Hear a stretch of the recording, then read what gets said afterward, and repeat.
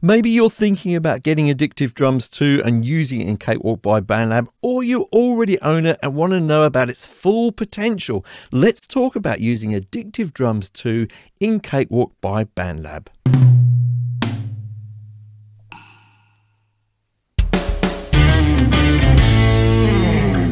Hi folks, I'm Mike and I hope you're well. I think that Addictive Drums 2 is the best drum plugin that you can get for Cakewalk by Bandlab, and I'm going to show you in this video some different ways that you can implement its use to get the best out of it. Now if you don't own it yet, you can follow the links in the description down below to get some great deals on it. If you do own it, you may find out some things that you didn't already know about it. Now we're going to do some simple stuff and some advanced stuff. Let's start off with the simple implementation. So I'm going to start off with the most simple way to use Addictive Drums 2 in Cakewalk. And although you may already know this method, do stick around because I've got a little extra for you at the end of this section, which does enhance this and makes life a little bit easier. Now, although this is a simple method and it's not the most flexible method of using Addictive Drums 2, I do think it's very, very valid. And I almost use this method at the beginning of every project just to quickly get up and running with some drums so I can layer other instruments on top of them. So here I am in a blank project in Cakewalk. I'm going to go across to the Instruments tab here in the browser, go down to the XLN audio folder here, expand that, and double click on Addictive Drums 2. Now, I've got a couple of things selected already in this dialog box and they're really important. First of all, you want to have simple instrument track selected, and then I like to have synth property page selected. This means it'll open up Addictive Drums 2 as soon as it's loaded. Okay, I'll click on OK so that all of that happens, and while it's loading up, I'll explain to you that although it's going to open up right away for me to use it as I normally would have it, I'm actually going to close it right away because there's something I want to show you guys behind it here in Cakewalk, which is really important to understand. I want you to understand what actually happens with a simple instrument track. If you imagine with something like Addictive Drums, there's two components to it. There's the sound of it, which is the audio, and then there's the MIDI, which notes are being played when. Now, I find it useful to visualize this as almost like an external synthesizer, or in this case, a drum machine, yeah? And that would be plugged in with a couple of cables for the audio, yeah, left and right, and it would plug into something like a mixer. That's like the console in Cakewalk. But there's also MIDI data, and we would connect to a computer or what have you with MIDI cables, yeah? The MIDI data is which notes are being played when, okay? It's just important to sort of understand that, because what's happening with a simple instrument track like the one we can see on the screen here is those two things are being combined into one. So we've got a hybrid track. There's audio data there, and then there's MIDI data. Now, if we press Alt-2 on the keyboard, that brings up the console. I'm just going to stretch the top of it up so that we can see the console more easily. Now, here is really the audio data. The console is dealing with the sound here, and we're going to insert effects, etc. on here and use the Pro channel to adjust the sound. And the MIDI data is going to show up here in the track view. We'll see that in just a moment, but in this track view here, that's where the MIDI data is going to appear. So that's what's happening with a simple instrument track. Both those things are combined into one. Now let's click on the icon at the top here so that we can actually open up Addictive Drums again. Now, if you've never used Addictive Drums at all, I'm just going to give you the quick 20-second tour. It's actually very deep and rich in features, but here's the quick tour. We've got this page here, which is the gallery. We can quickly go through some of the drum kits available to us there and make our basic selection. Then we have the Explorer view here, where we can try out some of these drum kits. We can play some beats and things with different mixers and that kind of thing. And then we actually have the kit view. So I'll just go across here, select Fairfax, and then I'll just click this kit view here. This is one of my favorite kits. In the kit view, we've got a couple of really important things. We've got the mixer here, which we'll be getting back to later. It's very key in what's going to be happening later on with our sort of more complex setups. And we can also change out some drums here as well. So I can click on the load button next to each drum, just click on that there, and I can swap out this snare for another snare in my collection, say for example here. So So I'll click on OK there, and we've swapped out the snare. Okay, but the view that we're going to look at for now is actually the beats view, because with Addictive Drums 2 you do get some preset rhythms, grooves if you like. Now you may have a different selection here depending on which drum kits you've got. I'm going to go down to funk beats here. If you don't have it, doesn't matter, but that's just happens to be one of my favorites. And then I'm just going to select this beat here, 16th hi-hat with ghost notes. I'll just select that and press play.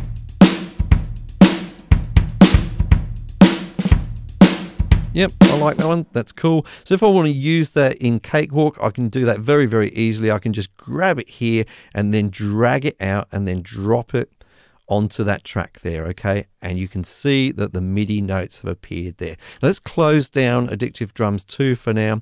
Now once we've got that MIDI track, I'll just press space on my keyboard to play. Let's have a listen. Yep, so that's there. We may want to make some adjustments to it. Now, normally we'll do that by double clicking on it to open up the piano roll view, okay? And here we can see our drum beat with its MIDI notes. Now, you could just continue to edit the beats here, yeah, just using the regular piano roll. But I much prefer, and when I'm dealing with drums, to use drum maps. Makes life much, much easier. Now, I've covered using drum maps on the channel before, but I'm going to give you a quick 3 to 4 minute tour of how I would actually implement a drum map in practice with Addictive Drums 2. So I'm going to press P on my keyboard here. Make sure you've got advanced selected here, and I've already got selected here drum map manager. Yeah, I'm going to go to the top and press new. That's created a new drum map. You can see it's called DM1, and then I'm going to choose a preset. Now when I select a preset here, you can see I've got one here, AD2 standard, Addictive Drums 2 standard. Now you may not see that there if you don't already have that installed. Now I'm going to make that available on a web page. I'll put a link for that in the description. It will take you to my website, and I'll have some short instructions there about where you need to install the downloaded file on your system to make this available as a preset. It's very, very handy to do that. So after you've watched this video, go ahead and do that. So I'll click on AD2 standard, and then we can see the drum map is loaded up. So the drum map consists of each note that can be played in the kit, and that's assigned to a key on the keyboard. Yeah, but the most important thing you need to note at this point is the output. These should all point to that Addictive Drums synth that we've created. So you can see I've got a number of different outputs available to me there. They're different MIDI outputs, and it's automatically selected them for me. Now, if you do need to change them all, don't go through individually like so. That's very boring and time consuming, and you'll probably avoid using drum maps if you have to do that. What you can do is just select them all. So I'll just go up to the first one here, and I'll hold shift on the keyboard, go all the way down to the bottom and select the last one. Yep. Then I'm going to go back to the top here. Now I'm going to make my selection, but while I'm doing it, I'm going to hold shift and control on the keyboard. Okay, it's very important. Then I'll just select that and change that to Addictive Drums 2. Now you can see it hasn't done it there. It's made a fool of me. I do find this to be a little bit finicky. Finicky? Is that a word? It doesn't always work the way it should do. I'll try again, hold shift and control on the keyboard. I'll just try another selection. Yep, they've all changed there. Do it again. Right, Addictive Drums 2. If you know why that's happening for me, let me know in the comments down below. I just find sometimes, maybe I didn't press it properly or something like that. Anyway, so that's selected Addictive Drums 2 for all of the notes in that drum map. All I have to do now is click on apply, or I could just click on OK and close. Yeah, and now I've got my drum map created, but you're saying, hey, how come you can still see this piano roll here? That's because we need to set the output for Addictive Drums 2, the MIDI output, to the drum map, which then points towards the synth. Okay, seems a bit odd, but all you need to do is select that track there. Now at the bottom left, you can see this tab here. You see this one, MIDI? Yep, click on that. Then go to the output of our MIDI here, and then press that, and then select our new drum map, DM1. Yeah, remember that? So we'll click on that.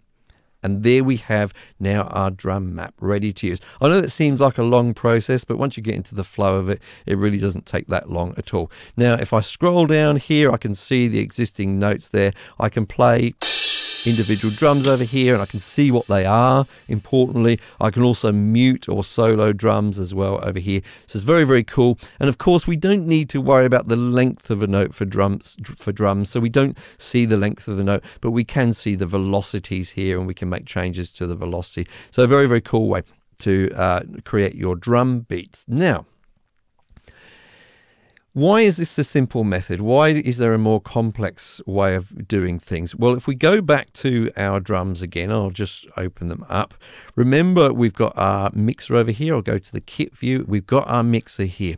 Now, we can, of course, mix our drums using this mixer, but I find that in the long run, this is not good workflow. When you're in the middle of a big mix, you just want to quickly grab, say, a snare and adjust its fade or something. So I don't find it handy to have to keep opening up this plugin and adjusting the mix here. I would much rather have each drum available to me in the console down here. Yeah.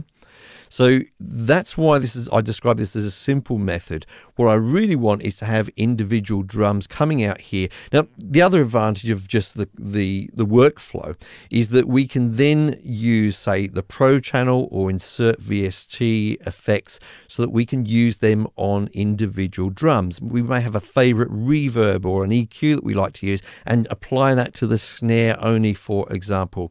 So that's why this is a simple method and why I can only use it so far. Okay, it doesn't give me the full control over the mix. So there's actually a couple of different ways that I use in the more complex methods to make those individual drums available to me. I'm going to talk about one of those in a moment.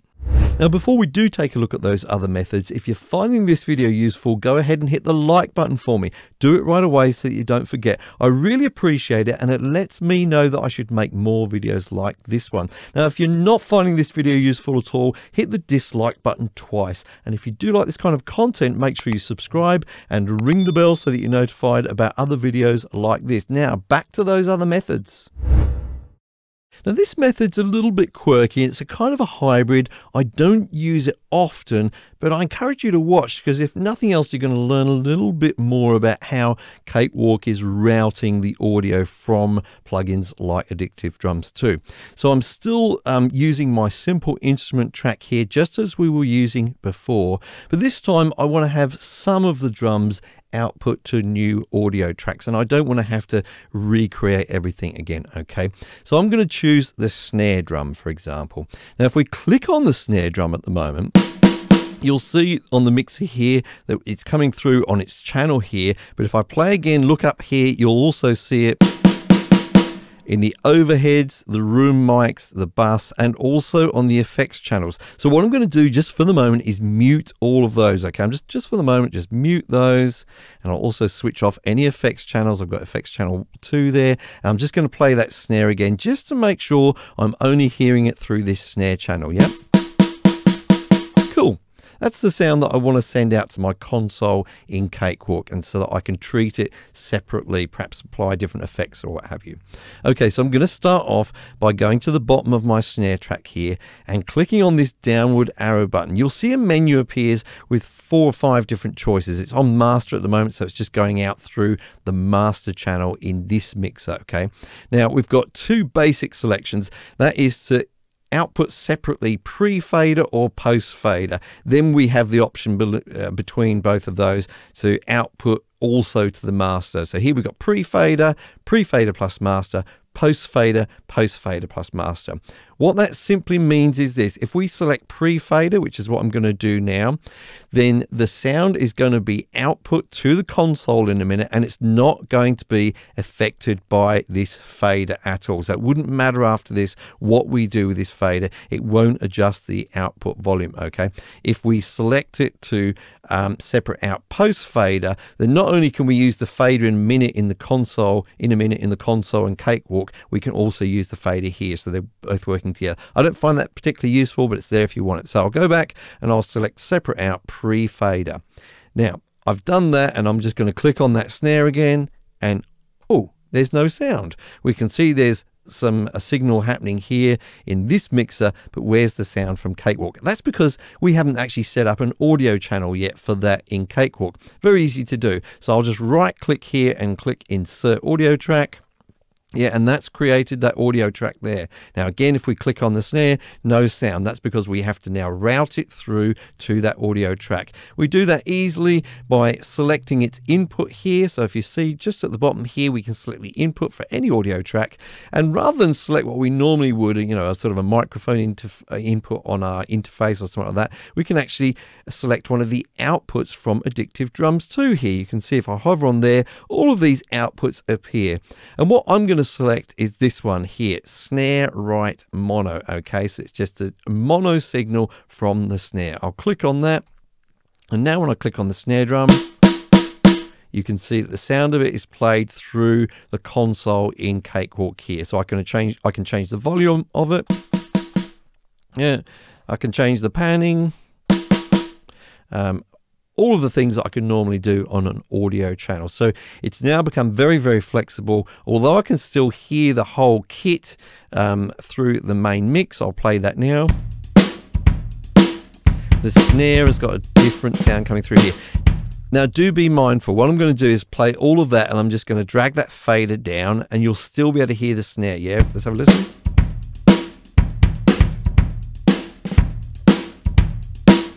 And that is because that snare is also being heard through these overheads, room mic and buses, and they're then going out through to the master. That's why I muted them, so I could just be clear with what's going on. Now, we'll talk about routing those a little bit later, but we could go ahead, and if we've got more than one drum apart from the snare, we could just repeat that process with any of the channels that we can see here, including overheads. Now, that's fine, but it gets to a point where if you're doing all of them, then the next method I'm going to show you is a lot easier to use. So with this final method, you're going to get complete control from the Cakewalk console of your Addictive Drums 2 drums, including things like fader and panning, and also effects you're going to be able to add in there, and automation as well. Then this method is for you, but it's the most complex, but I do use it towards the end of my projects every single time. Okay, so we've got a blank project here. Again, I'm going to go across to the instrument tab there in the browser, open my XLN audio folder, and double click on Addictive Drums 2. Now I'm going to do some different selections this time. This time I'm going to select instrument track per output. Now this is going to be very similar to the simple instrument track in that these are hybrid tracks which have both audio and MIDI, except we're going to have one for each output from Addictive Drums 2.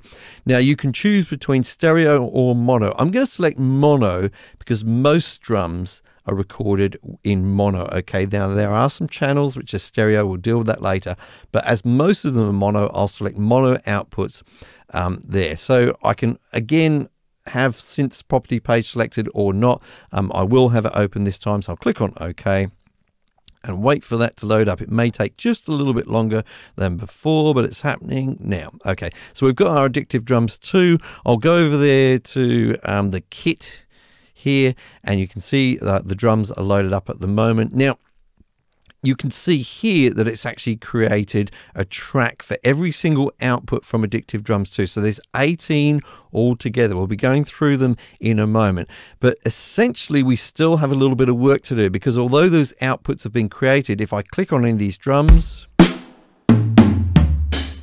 you'll see all of them are coming through two channels at the moment. You'll find out why those two a little bit later. So I want to now assign these to each output. Now, before I do that, I do find it handy to actually have some MIDI data there. So again, I'll just go to beats. I'll go to those funk beats again, select the same beat as before, and just drag it out onto this first track. Now, the interesting thing about these hybrid tracks is you could now have that MIDI on any of these tracks. I dragged it to the first one there out of convenience, but I could have dragged it to any of them. Now, interestingly, that means that when you record your own MIDI, you can record separate drums onto different tracks if you want to. Now, I find that to be quite handy. I'm not going to do it now. The reason it's handy sometimes for me is if I want to quantize drums separately. Sometimes for me, I find that I like to quantize, say, the kick and the snare, but not the other drums. I find it's overkill if you quantize, say, hi-hats, and especially tom-toms. I don't like to quantize them. I like to keep the fills nice and natural. So up to you, but it's handy to know that you can record the instruments separately on separate tracks. Now, we've got it on one there, and now if I press play, we can listen to our track. But as I say, everything's still coming through those 2 channels. So what you need to do is go over to your kit here again, and we need to do the same as we did before, except we can just do it really quickly. We'll go to each one and we'll just select separate out pre-fader. I'm going to do this for every single drum. Now, while I'm doing this, I want you to take note of the fact that I'm also going to do it in a moment for, almost there, for these outputs here, the overheads, the room mics, and the bus. Okay, we can do that there. But while I'm going through my initial setup, I'm actually going to mute them. The reason is, as I said earlier, some of these drums are coming through both their individual channel and through these as well, of course, and it can be a little bit confusing when you're doing the initial setup to hear it from both. So just for now, I'll mute those and I'll just switch off my effects channels as well. Okay, I'll just move Addictive Drums up here a little bit, and then I'm going to press Alt 2 on my keyboard to bring up my console. And where I've got my console tab just at the bottom here, I'm just going to double click on that tab so that the console now goes to full screen. Okay, now I just need to start sort of labeling each of these. They're all going to be coming through separate channels already because I've assigned them. I'll just press play for a moment. You can see them coming through there on those separate channels. Now, there's only kick drum, snare, and hi-hat at the moment, and they sound mighty weird without those overheads and room mics as well, I have to say. But as I say, just handy for the setup. So I can start off by just playing, say, my kick drum there. I can see it's coming through this channel, so I'll just go down and rename that to kick, okay? And then I'll just click on my snare and do the same there. I'll just rename that to snare. Now, if you want to be really visual about this, you can go to these icons here above. I'll right click there and click on load icon track. Now, you may have ended up in a different folder. You may have ended up in this track icons folder. I'll just go into the drums folder there. And for the kick there, well, I'll find a picture of a kick drum and I'll select that. Okay.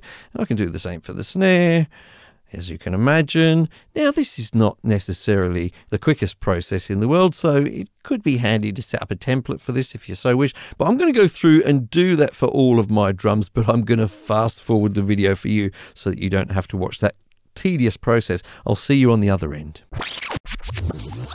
So I've finished that process. I've gone through every single individual drum output. I've renamed them. I've given them an icon so I can easily identify each one. Now, if you go through that process yourself, there's 1 or 2 things that are going to be a little bit peculiar for you, and I'll explain them to you now. The first one is the first channel is always the master output. Now, it may seem that you've rerouted absolutely everything away from the master output, so do you even need it there? Well, there is one thing that always goes through the master output, and that's the second channel we can see here, which is the effects channel. Now, I don't know a way of rerouting them so that they don't go through the master. If you do, let me know in the comments down below. But at the moment, they all go through to that master. Now, talking about those effects channels, there's 2 of them in Addictive Drums. You can see them here, effects 1 and 2. And again, I don't know of any other way. They both get routed through to this effects channel. If you do know another way, let us all know in the comments down below, but I don't think there's a way. Now, moving on, if you remember, when we first set this up, I asked you to set it up with mono outputs, okay? Now, that's because most of the drums are just in mono, but there are some stereo channels. Those are the overheads, the rooms, and the bus outputs. Okay, now I'm just going to move Addictive Drums out of the way and scroll over to those outputs in the console here. You can see them here, these last 3 pairs of channels. I've got the overheads, I've used symbol icons for those. I've got the room and the bus.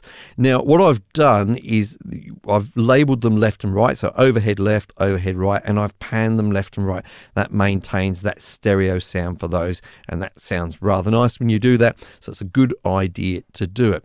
Now, the other types of channels that we have, which are a little bit peculiar, or you may not even use them, are the Flexi channels. If I go to my kit here, we've got these 3 channels, Flexi 1, Flexi 2, Flexi 3. They're sort of non-specific channels, could be used for anything. I've got them set up for claps, a cajon, and a cowbell. Now, first of all, you may never use these channels. If you don't use channels at all, then you can just right click on the channel there, and or a little bit further up, I'll do it properly over here. You can right click and you can actually delete the track. Okay. But if you are using them, then you may not want to name them Flexi 1, 2, and 3, okay? Not particularly useful to do that. You won't know what they are. So I've labeled them claps, cajon, and cowbell. But with the other channels, I tend to try and keep the naming the same as they are in Addictive Drums. Okay, so that's all of that setup done. Now I'm just going to give you a few finishing touches with this advanced setup. So let's add some finishing touches. First of all, I'd like all of these drums now to go through one channel so that I can control their volume at one time. Otherwise, mixing the drums as a whole is going to become a bit of a nightmare because I'd have to individually change every fader. So how do we do that? Let's just close down Addictive Drums here.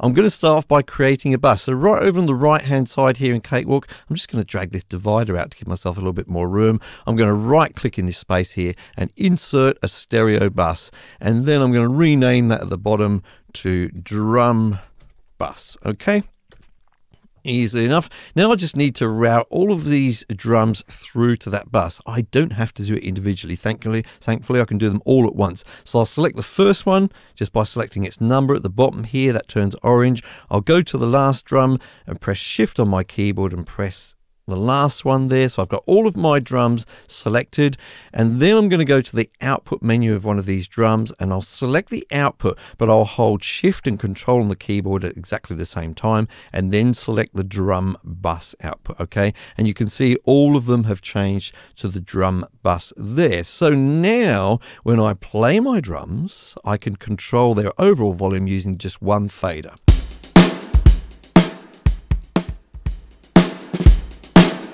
Now, one nice thing that you can do is now go to that drum bus and just click on this little space right at the bottom of it, and I'll change the track color there to something like green. And the handy thing is, if there's individual tracks assigned to a bus, as you can see, their color all changes automatically as well. So I'll change that to that green, and now I can easily see that all of these green tracks are routed through to this green bus. So lots of visually useful things going on there. So I'll just push that off to the side there, so I don't need to see all of that.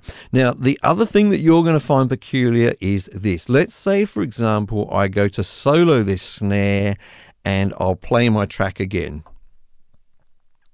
Yeah, I promise I'm playing it, but you can hear nothing, yeah? Now, there's a very particular reason for that. If we double click on the console tab down here so that we reveal the tracks, notice that the MIDI, of course, is on track 1. Now, it doesn't matter which track it's on, but when we do solo one track, like we've got the snare soloed here, we're in effect muting all of the others here, and that means the MIDI is getting muted. So that's why we're not hearing anything. So there's a couple of workarounds for that. Now, you could, if I just bring up the whole console view again, you could solo that first track at the same time as the snare, and then you'll hear it. But of course, you're still hearing the master fader again. You could turn it down. That's not really a good way of doing it. So I'll just double click on that console tab again so we can see this view. So what I'm going to do is just unsolo both of those for the moment. I'll go all the way down to the bottom, and I will right click in this area here, insert a MIDI track as I did then, and I'll rename it to drum MIDI like so. And then I'll go back up to the top and I'll just select that MIDI there. I'm just going to press Control X to cut it from there. Go back down to the bottom, select this drum MIDI track here, and then press Control V to paste that MIDI in there. I could have dragged it down, but it's a long way to drag, you know, so I decided to cut and paste it instead. Now, the final thing I need to do is make sure the output from this MIDI is assigned to our drums. So with it selected, I'll go down here to the bottom left and I'll select its output, and I'll go to Addictive Drums. Now, if you had a drum map that you were using, then of course you'd assign it to the drum map, but we're going to assign it to Addictive Drums 2 there. We've done that. So now when we press play, yeah, the MIDI is now triggering Addictive Drums. Now, if we go back to the console view, again, double click on the console tab. Now, if I go ahead and say mute the snare, which I'll do as I did before, and I press play, then we're only hearing the snare. That's because Cakewalk's kind of clever in this way, in that when you solo an instrument, it also solos any MIDI that was being used by that instrument. So if we go all the way across to the end here and look at that MIDI channel, you can see it's soloed as well as soon as I soloed the snare. Okay, so we could solo, say, the snare and the kick, so on and so forth. Okay, so that's how you're going to overcome the soloing issue, and that's pretty much it. That's everything I would do in terms of using Addictive Drums 2 in a very advanced way in Cakewalk. Now, if you'd like me to make a video about Addictive Drums 2 itself, then let me know in the comments down below and I'll dive into the deeper details of this great plugin. If you'd like to buy this plugin, make sure you follow the links in the description down below for some great deals. Also, follow the link in the description for my patreon.com, where for as little as $1 per month, you can help me help you by making more videos like this, and I'll see you in the next video.